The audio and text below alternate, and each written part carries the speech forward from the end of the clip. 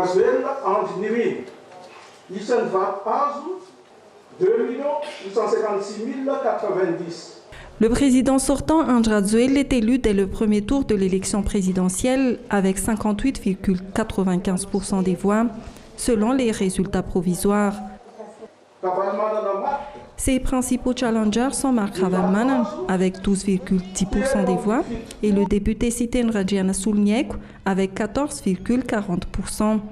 Le taux de participation était de 46,36%.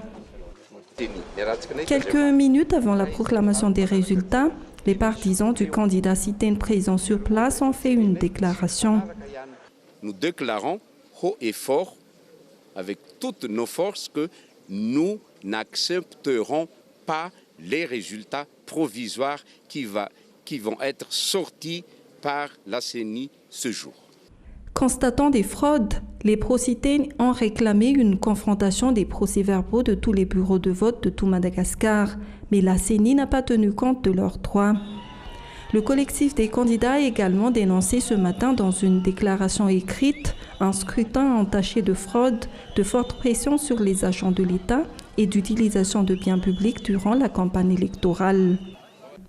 Pour la population, les résultats étaient prévisibles, quoique avec le nombre des candidats, il devrait logiquement y avoir un second tour. Les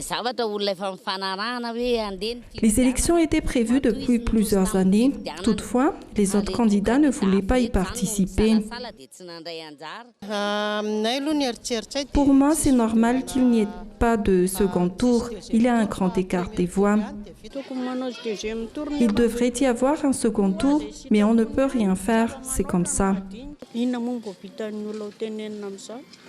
Pour cette publication des résultats provisoires, la sécurité à la Commission électorale nationale indépendante et dans toute la capitale a été renforcée.